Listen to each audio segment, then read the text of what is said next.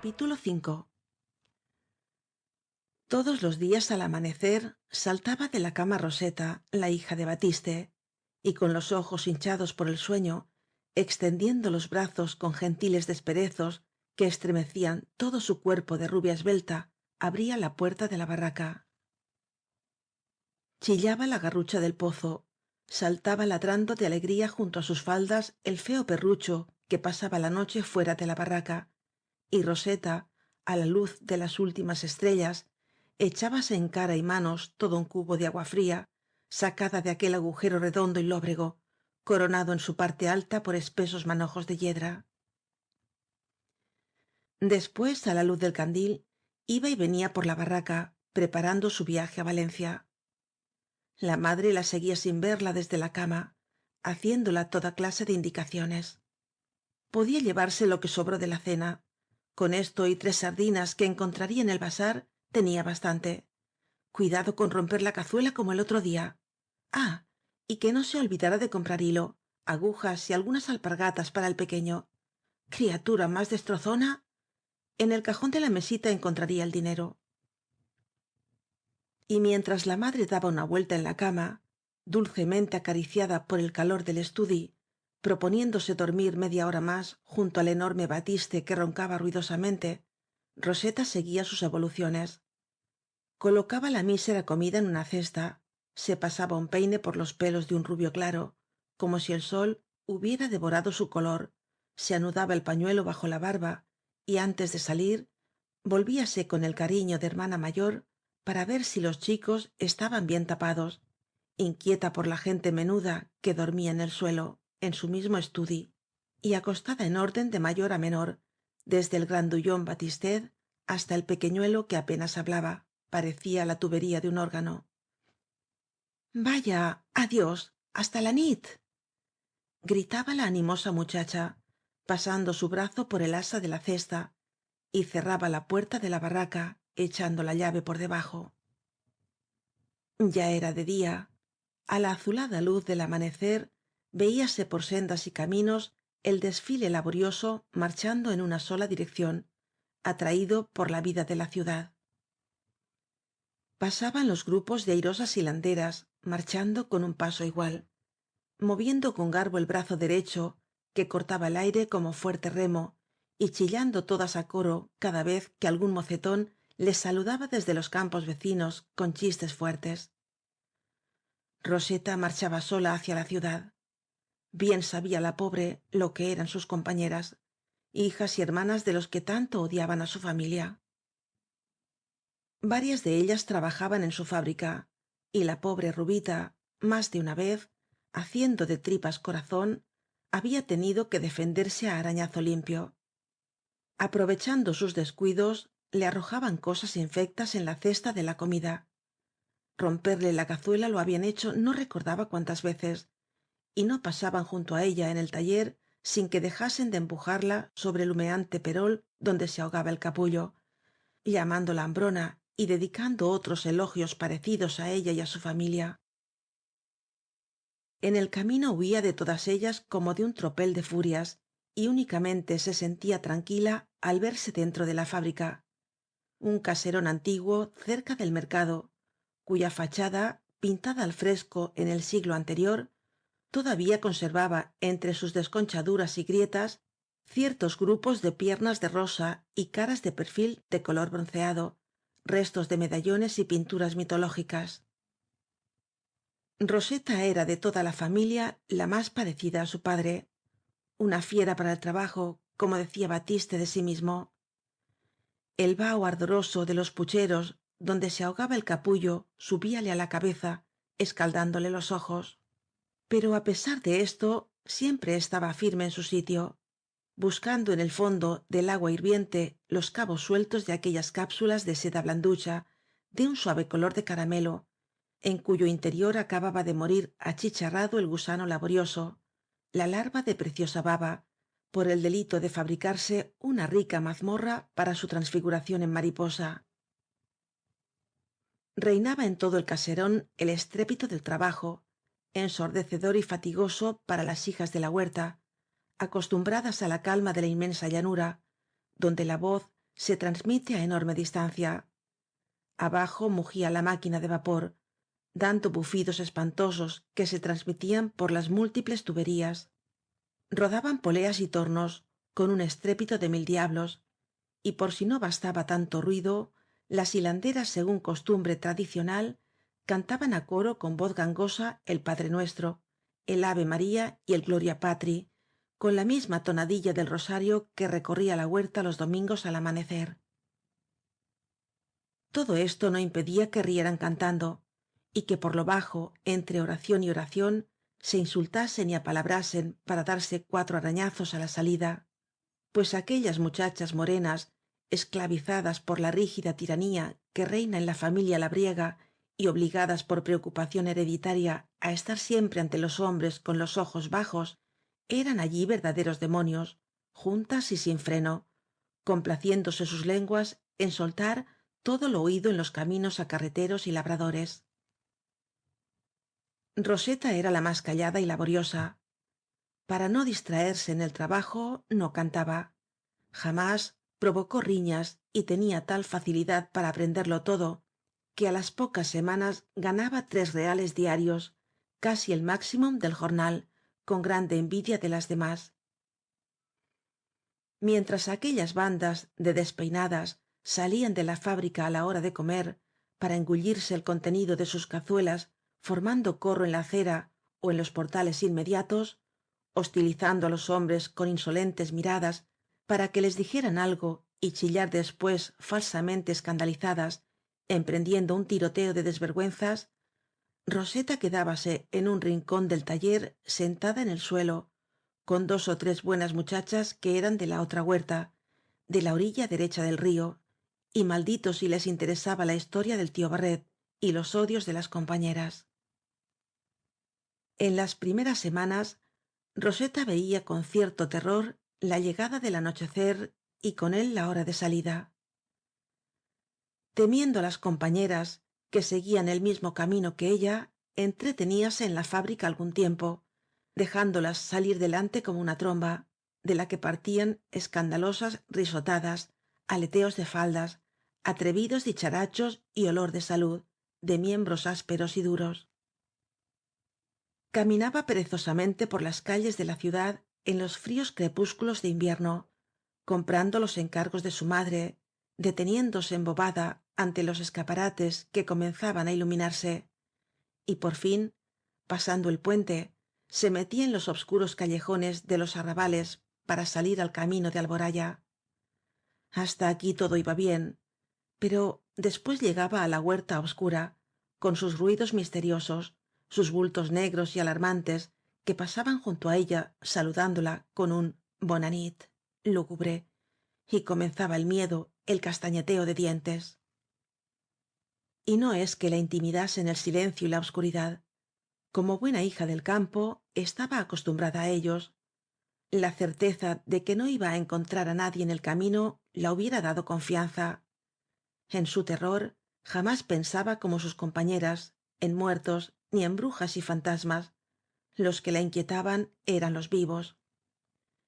Recordaba con creciente pavor ciertas historias de la huerta oídas en la fábrica, el miedo de las chicas á Pimentó y otros jaques de los que se reunían en casa de copa, unos desalmados que pellizcaban á las muchachas en cualquier parte y las empujaban al fondo de las regaderas ó las hacían caer detrás de los pajares.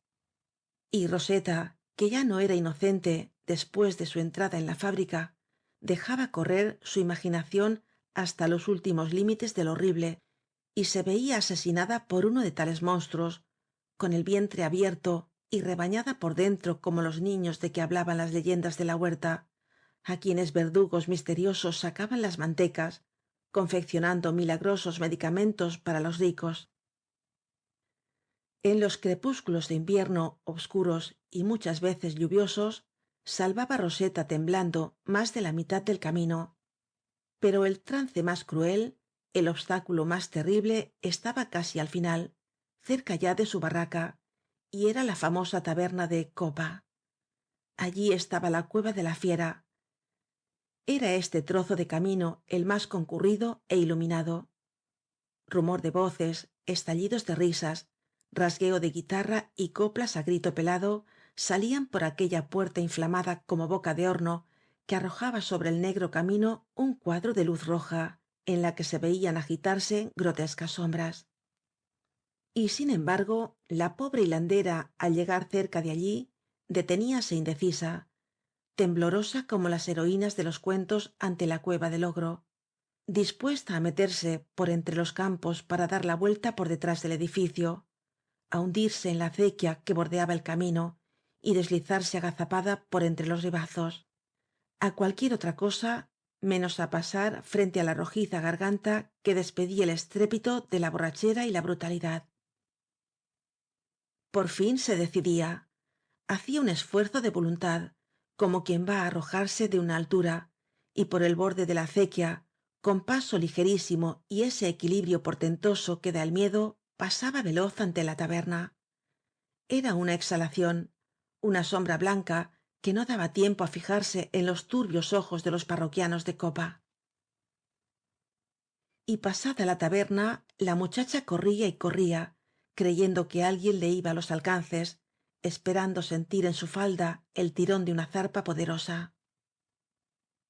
No se serenaba hasta que oía el ladrido del perro de su barraca, aquel animal feo á quien por antítesis sin duda llamaban lucero, el cual la recibía en medio del camino con cabriolas y lamiendo sus manos. Nunca le conocieron á roseta en su casa los terrores pasados en el camino. La pobre muchacha componía el gesto al entrar en la barraca y á las preguntas de su madre inquieta contestaba echándolas de valerosa, afirmando que había llegado con unas compañeras. No quería la hilandera que su padre tuviese que salir por las noches al camino para acompañarla. Conocía el odio de la vecindad. La taberna de copa, con su gente pendenciera, le inspiraba mucho miedo. Y al día siguiente volvía á la fábrica para sufrir los mismos temores al regreso, animada únicamente por la esperanza de que pronto vendría la primavera con sus tardes más largas y los crepúsculos luminosos que le permitirían volver á la barraca antes de que oscureciera. Una noche experimentó roseta cierto alivio. Cerca aún de la ciudad salió al camino un hombre que comenzó á marchar al mismo paso que ella. Bona nit.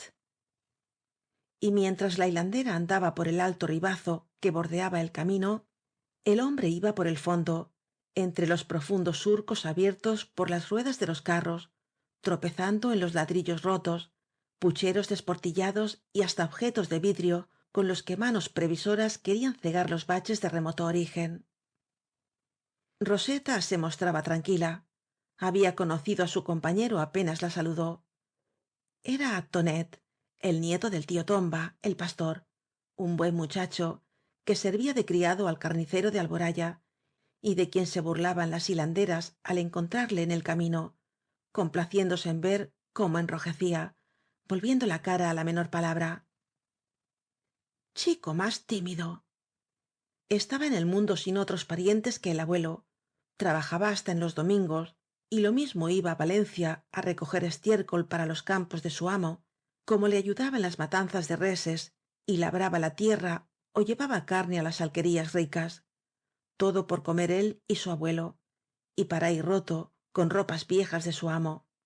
No fumaba.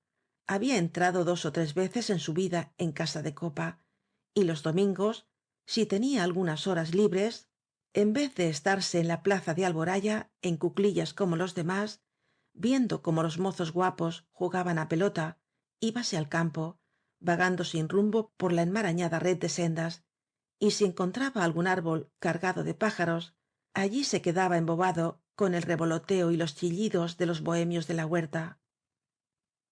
La gente veía en él algo de la extravagancia misteriosa de su abuelo el pastor. Todos lo consideraban como un infeliz, tímido y dócil. La hilandera se animó con la compañía.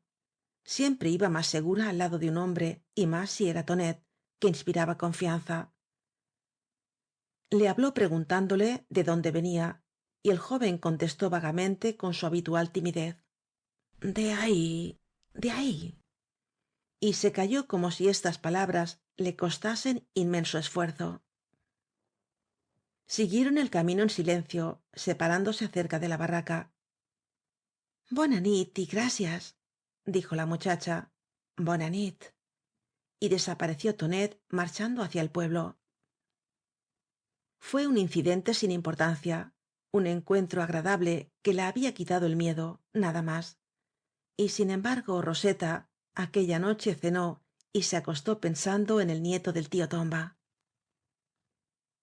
Ahora recordaba las veces que le había encontrado por la mañana en el camino, y hasta le parecía que Tonet procuraba marchar siempre al mismo paso que ella, aunque algo separado para no llamar la atención de las mordaces hilanderas. Si hasta le parecía que algunas veces, al volver bruscamente la cabeza, le había sorprendido con los ojos fijos en ella.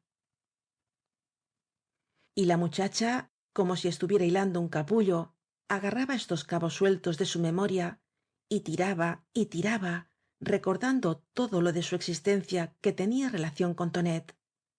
La primera vez que le vio y su movimiento de compasiva simpatía por las burlas de las hilanderas que sufría cabizbajo y tímido, como si aquellas arpías en cuadrilla le inspirasen miedo.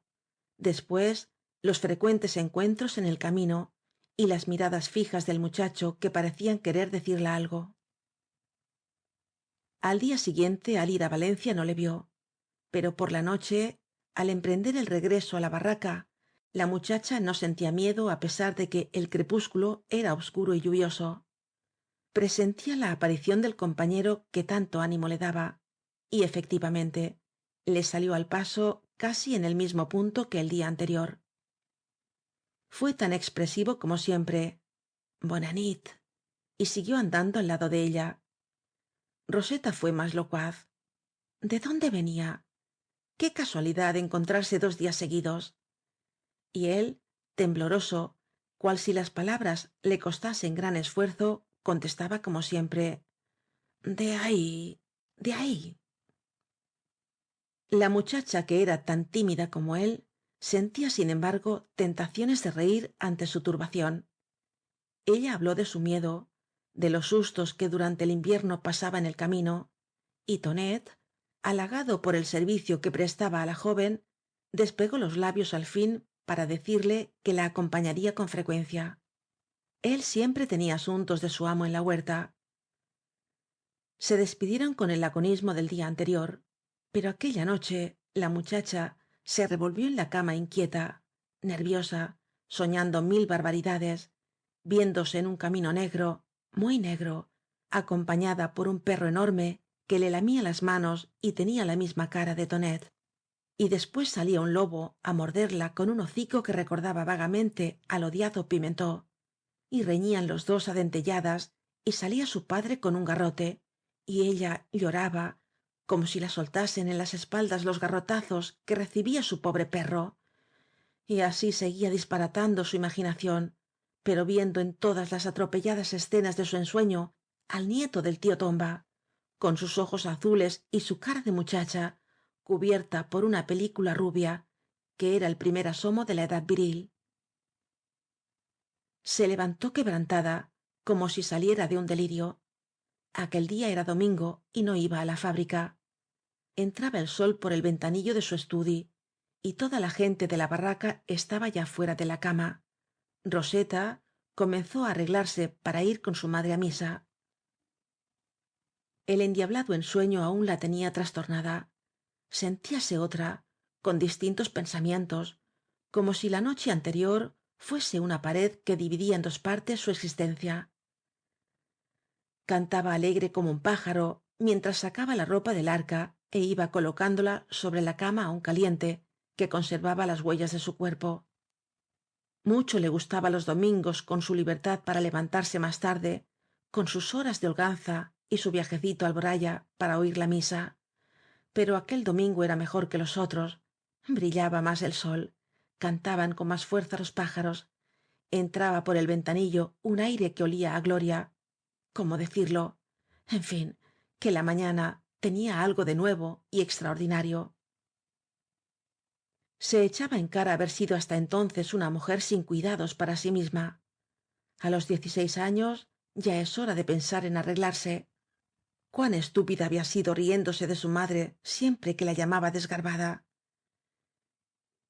Y como si fuesen galas nuevas que veía por primera vez, metíase por la cabeza con cuidado, cual si fuese de sutiles blondas, la saya de percal de todos los domingos, y se apretaba el corsé como si no le oprimiera aún bastante aquel armazón de altas palas, un verdadero corsé de labradora valenciana, que aplastaba con crueldad el naciente pecho, pues en la huerta es impudor que las solteras no oculten los seductores adornos de la naturaleza, para que nadie pueda pecaminosamente ver en la Virgen la futura maternidad. Por primera vez en su vida pasó la hilandera más de un cuarto de hora ante el medio palmo de cristal con azogue y marco de pino barnizado que le regaló su padre, espejo en el que había que contemplar la cara por secciones. Ella no era gran cosa, lo reconocía, pero de más feas se encontraban á docenas en la huerta. Y sin saber por qué, se deleitaba contemplando sus ojos de un verde claro, las mejillas moteadas de suaves pecas que el sol hace surgir de la piel tostada, el pelo rubio, blanquecino, con la finura desmayada de la seda, la naricita de palpitantes alas cobijando la boca sombreada por un vello de fruto sazonado y que al entreabrirse mostraba una dentadura fuerte é igual, de deslumbrante blancura de leche, con un brillo que parecía iluminar el rostro, una dentadura de pobre. Su madre tuvo que aguardar. La pobre mujer daba la prisa. Revolvíase impaciente en la barraca, como espoleada por la campana que sonaba á lo lejos.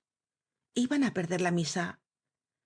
Y mientras tanto, Roseta peinábase con calma para deshacer á continuación su obra, poco satisfecha. Arreglábase la mantilla con tirones de enfado, no encontrándola nunca de su gusto. En la plaza de Alboraya, al entrar y salir de la iglesia, Roseta, levantando apenas los ojos, escudriñó la puerta del carnicero, donde la gente se agolpaba en torno de la mesa. Allí estaba él ayudando á su amo, dándole los pedazos de carnero desollado y espantando las nubes de moscas que cubrían la carne. Cómo enrojeció el borregote viéndola. Al pasar ella por segunda vez, hasta se quedó como encantado, con una pierna de cordero en la mano, sin dársela á su panzudo patrón, que en vano la esperaba y que soltando un taco redondo le amenazó con la cuchilla. La tarde fué triste. Sentada á la puerta de la barraca, creyó verle varias veces, rondando por sendas algo lejanas, escondiéndose en los cañares para mirarla. La hilandera deseaba que llegase pronto el lunes para ir á la fábrica y al regreso pasar el horrible camino acompañada por tonet. No faltó el muchacho al anochecer del día siguiente. Más cerca aún de la ciudad que en las otras noches, salió al encuentro de Roseta. Bona nit. Pero después de la salutación de costumbre no se calló. Aquel demonio de chico había progresado durante el día de descanso. Y torpemente, acompañando sus expresiones con muecas y arañazos en las perneras del pantalón, fué explicándose, aunque entre palabra y palabra pasaban á veces 2 minutos. Se alegraba de verla buena. Sonrisa de Roseta y un gracias murmurado tenuamente. ¿Se había divertido mucho el domingo? Silencio. Él lo había pasado bastante mal. Se aburría. Sin duda la costumbre, pues parecía que le faltaba algo. Claro, le había tomado ley al camino. No, al camino no. Lo que le gustaba era acompañarla. Y aquí paró en seco. Hasta parece que se mordió nerviosamente la lengua para castigarla por su atrevimiento, y se pellizcó en los sobacos por haber ido tan lejos. Caminaron mucho rato en silencio. La muchacha no contestaba. Seguía su marcha con el contoneo airoso de las hilanderas, la cesta en la cadera izquierda y el brazo derecho cortando el aire con vaivén de péndulo. Pensaba en su ensueño, se imaginaba estar en pleno delirio, viendo extravagancias, y varias veces volvió la cabeza creyendo percibir en la oscuridad aquel perro que le lamía las manos y tenía la cara de tonet, recuerdo que aún le hacía reír. Pero no, lo que llevaba al lado era un buen mozo, capaz de defenderla. algo tímido y encogido, eso sí, con la cabeza baja, como si las palabras que dijo se le hubieran deslizado hasta el pecho y allí estuvieran pinchándole. Roseta aún le confundió más. Vamos á ver, ¿por qué hacía aquello? ¿Por qué salía á acompañarla en su camino? ¿Qué diría la gente? Si su padre se enteraba, qué disgusto. ¿Per qué? ¿Per qué? Preguntaba la muchacha. Y el mozo, cada vez más triste, más encogido, como un reo convicto que oye su acusación, nada contestó. Marchaba al mismo paso que la joven, pero separándose de ella, dando tropezones en el borde del camino. Roseta hasta creyó que iba á llorar.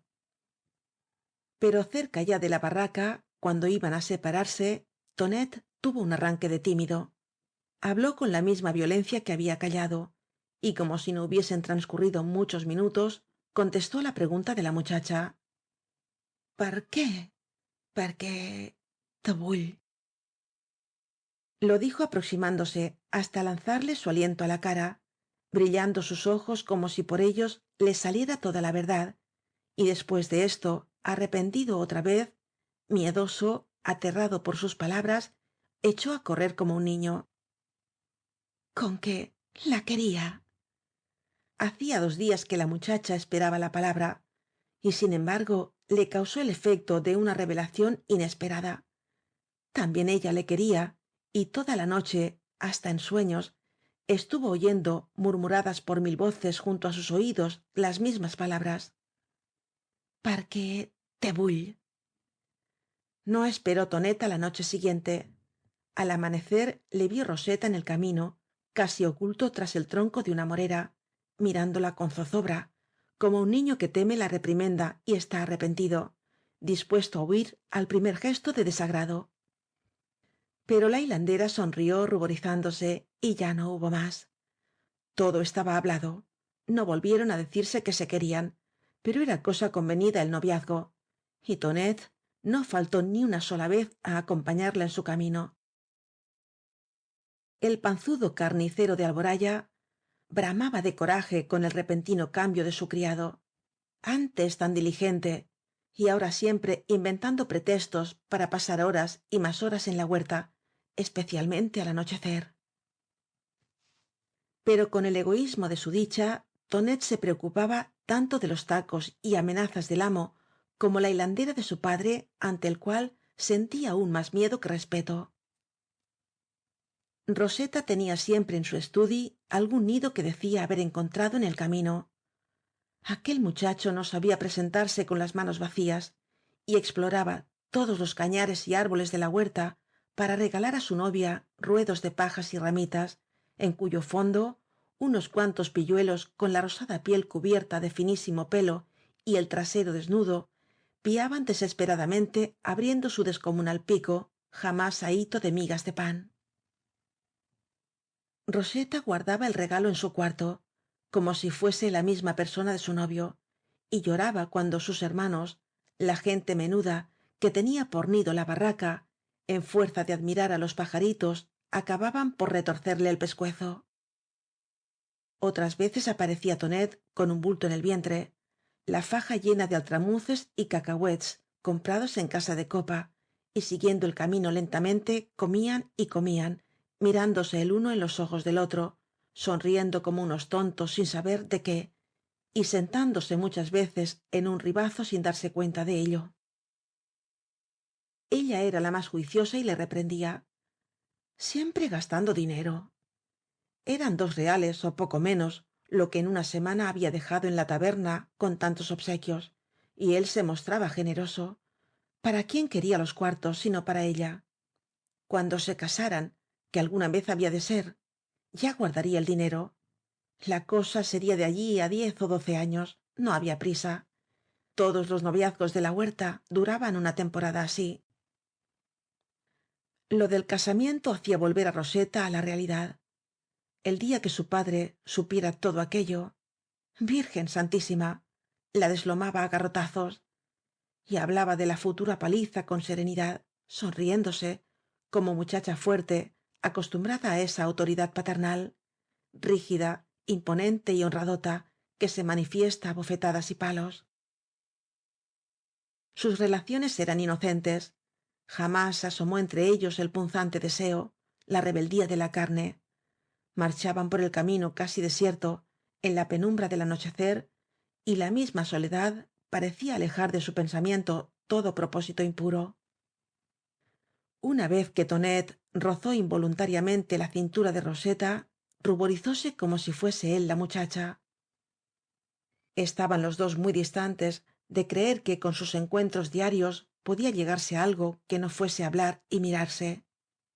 Era el primer amor, la expansión de la juventud apenas despierta que se contenta con verse, con hablar y reír, sin sombra alguna de deseo. La hilandera, que en sus noches de miedo tanto deseaba la llegada de la primavera, vio con inquietud la llegada de los crepúsculos largos y luminosos. Ahora se reunía con su novio en pleno día, y nunca faltaban en el camino compañeras de la fábrica o alguna vecina que al verles juntos sonreía maliciosamente, adivinándolo todo.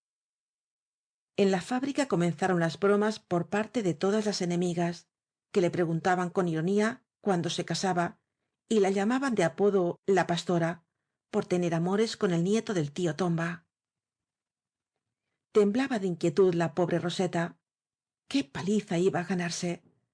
Cualquier día llegaba la noticia á su padre, y fué por entonces cuando Batiste, el día de su sentencia en el tribunal de las aguas, la vio en el camino acompañada de Tonet. Pero no ocurrió nada. El dichoso incidente del riego la salvó. Su padre, contento por haber librado la cosecha, limitóse á mirarla varias veces con el entrecejo fruncido, y la advirtió con voz lenta, el índice en alto y acento imperativo, que en adelante cuidase de volver sola de la fábrica, pues de lo contrario sabría quién era él. Y volvió sola durante toda la semana. Tonet le tenía cierto respeto al señor Batiste y se contentaba con emboscarse cerca del camino para ver pasar á la hilandera o seguirla después de muy lejos. Como los días eran más largos, había más gente en el camino. Pero este alejamiento no podía prolongarse para los impacientes amantes, y un domingo por la tarde Roseta, inactiva, cansada de pasear frente á la puerta de su barraca y creyendo ver á Tonet en todos los que pasaban por las sendas lejanas, agarró un cántaro barnizado de verde y dijo á su madre que iba á traer agua de la fuente de la reina. La madre la dejó ir. Debía distraerse, pobre muchacha. No tenía amigas y á la juventud hay que darle lo suyo.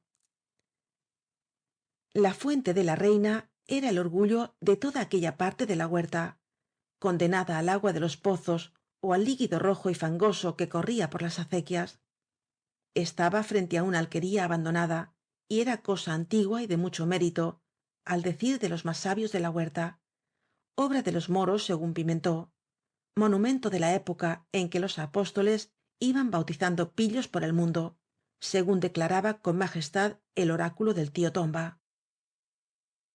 Por las tardes veíase pasar por el camino, orlado de álamos de inquieto follaje de plata, grupos de muchachas con el cántaro inmóvil y derecho sobre la cabeza, recordando con su rítmico paso y su figura esbelta á las canéforas griegas. Este desfile daba á la huerta valenciana algo de sabor bíblico. Recordaba la poesía árabe cantando á la mujer junto á la fuente con el cántaro en la cabeza, uniendo en un solo cuadro las dos pasiones más vehementes del oriental, la belleza y el agua. La fuente de la reina era una balsa cuadrada, con muros de roja piedra y el agua más baja que el nivel del suelo. Descendíase al fondo por 6 escalones, siempre resbaladizos y verdosos por la humedad. En la cara del rectángulo de piedra frente á la escalera destacábase un bajo relieve con figuras borrosas que era imposible adivinar bajo la capa de enjabelgado.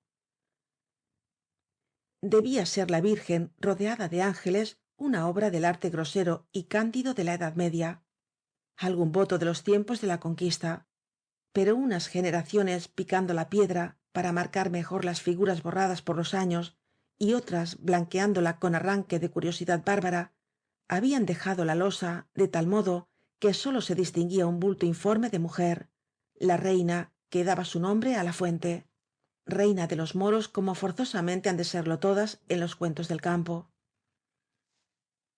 No eran allí escasas la algazara y la confusión los domingos por la tarde. Más de 30 muchachas agolpábanse con sus cántaros, deseosas de ser las primeras en llenar, pero sin prisa de irse. Empujábanse en la estrecha escalerilla, con las faldas recogidas entre las piernas para inclinarse y hundir su cántaro en el pequeño estanque, cuya superficie estremecíase con las burbujas del agua que surgía incesantemente del fondo de arena, donde crecían manojos de plantas gelatinosas, verdes cabelleras ondeantes en la cárcel de cristal líquido, estremeciéndose á impulsos de la corriente. Los inquietos tejedores rayaban con las sutiles patas la clara superficie. Las que ya habían llenado sus cántaros sentábanse en los bordes de la balsa, con las piernas colgando sobre el agua, encogiéndolas con escandalizados chillidos cada vez que algún muchacho bajaba á beber y miraba á lo alto. Era una reunión de gorriones revoltosos.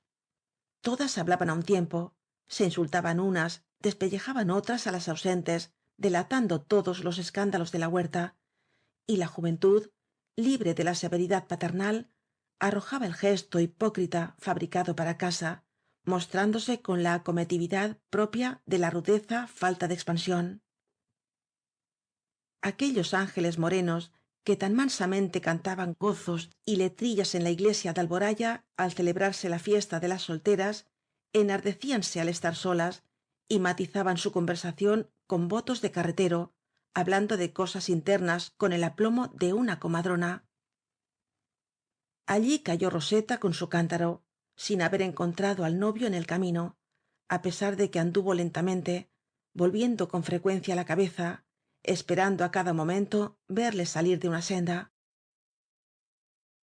La ruidosa tertulia de la fuente callóse al verla. Causó estupefacción en el primer momento la presencia de roseta, algo así como la aparición de un moro en la iglesia de Alboraya en plena misa mayor. ¿A qué venía allí aquella hambrienta? Saludó roseta á 2 ó 3 que eran de su fábrica y apenas si le contestaron apretando los labios y con un retintín de desprecio. Las demás, repuestas de la sorpresa, siguieron hablando, como si nada hubiera pasado, no queriendo conceder á la intrusa ni el honor del silencio. Bajó roseta á la fuente y después de lleno el cántaro, al incorporarse sacando la cabeza por encima del muro, lanzó una mirada ansiosa por toda la vega. Mira, mira, ca no vindrá. Era una sobrina de Pimentó la que decía esto, la hija de una hermana de Pepeta, morenilla, nerviosa, de nariz arremangada e insolente, orgullosa de ser hija única y de que su padre no fuese arrendatario de nadie, pues los 4 campos que trabajaba eran muy suyos. Sí, podía mirar cuanto quisiera, que no vendría. ¿No sabían las otras á quién esperaba? Pues á su novio, el nieto del tío Tomba. Vaya un acomodo. Y las 30 bocas crueles reían y reían como si mordieran, no porque encontrasen gran chiste á la cosa, sino por abrumar á la hija del odiado Batiste. La pastora, la divina pastora. Roseta alzó los hombros con indiferencia.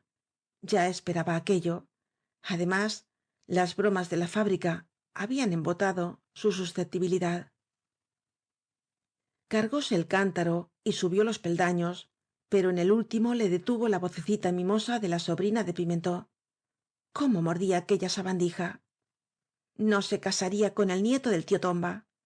Era un infeliz, un muerto de hambre, pero muy honrado e incapaz de emparentar con una familia de ladrones.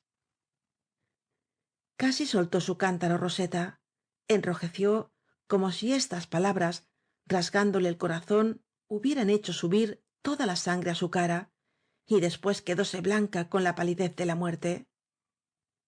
¿Qué es, lladre? ¿Qué? Preguntó con voz temblona que hacía reír á todos los de la fuente. ¿Quién? Su padre. Pimentó, su tío, lo sabía bien, y en casa de copa no se hablaba de otra cosa. ¿Creían que el pasado iba á estar oculto? Habían huido de su pueblo porque les conocían demasiado, Por eso habían venido allí á apoderarse de lo que no era suyo. Hasta se tenían noticias de que el señor Batiste había estado en presidio por cosas feas. Y así seguía hablando la viborilla, soltando todo lo oído en su casa y en la huerta, las mentiras fraguadas por los perdidos de casa de copa, todo un tejido de calumnias inventado por Pimentó, que cada vez se sentía menos dispuesto á atacar cara á cara á Batiste y buscaba hostilizarle, cansarle y herirle por medio del insulto.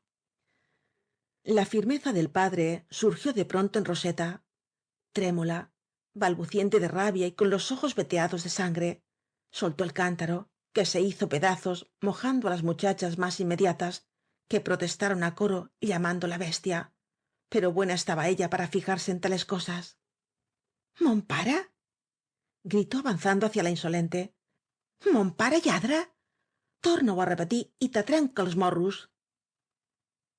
Pero no le fué preciso repetirlo á la morenilla, porque antes de que pudiera abrir la boca recibió un puñetazo en ella y los dedos de roseta se clavaron en su moño. Instintivamente, movida por el dolor, se agarró también á los rubios pelos de la hilandera y por algunos instantes se las vió á las dos forcejeando encorvadas, lanzando gritos de dolor y rabia, con las frentes casi tocando el suelo, arrastrándose mutuamente con los crueles tirones que cada una daba á la cabellera de la otra.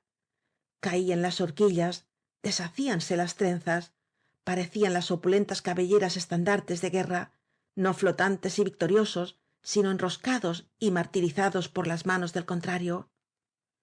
Pero roseta, más fuerte ó más furiosa, logró desasirse é iba á arrastrar á su enemiga, tal vez á propinarla una zurra interior, pues con la mano libre intentaba despojarse de un zapato, cuando ocurrió una escena inaudita, irritante, brutal. Sin acuerdo ni palabra previas, como si los odios de sus familias, las palabras y las maldiciones oídas en sus barracas surgiesen en ellas de golpe, todas cayeron á un tiempo sobre la hija de Batiste. «¡Lladrona! ¡Lladrona!». Y fué visto y no visto. Desapareció roseta bajo los iracundos brazos. Su cara cubrióse de arañazos. Agobiada por tantos golpes, ni caer pudo, pues las mismas apreturas de sus enemigas lo impedían. Pero empujada á un lado y á otro, acabó rodando de cabeza por los resbaladizos escalones, chocando su frente contra una arista de la piedra. «¡Sangre!». Fué como una pedrada en un árbol cargado de pájaros. Salieron todas corriendo en distintas direcciones con los cántaros en la cabeza, y al poco rato no se veía en las inmediaciones de la fuente de la reina más que á la pobre roseta, con el pelo suelto, las faldas desgarradas, la cara sucia de polvo y sangre, que caminaba llorando hacia su casa. Cómo gritó la madre al verla entrar, cómo protestó al enterarse de lo ocurrido. Aquellas gentes eran peor que judíos. Señor, señor, ¿podía pasar tal crimen en tierra de cristianos? Era imposible vivir. Ya no les bastaba con que los hombres se metieran con su pobre Batiste y lo persiguieran y calumniaran ante el tribunal imponiéndole multas injustas. Ahora eran las chicas las que perseguían á su pobre roseta, como si la infeliz tuviera alguna culpa. ¿Y todo por qué? Porque querían vivir trabajando sin ofender á nadie, como Dios manda. Batiste, al ver á su hija, palideció. Dió algunos pasos hacia el camino, mirando la barraca de Pimentó, cuya techumbre se destacaba detrás de los cañares. Pero se detuvo y acabó por reñir dulcemente á su hija. Lo ocurrido la enseñaría á no pasear por la huerta. Ellos debían evitar todo roce con los demás, vivir juntos y unidos en la barraca, no separarse nunca de unas tierras que eran su vida. En su casa ya se guardarían mucho de venir á buscarles. Capítulo 5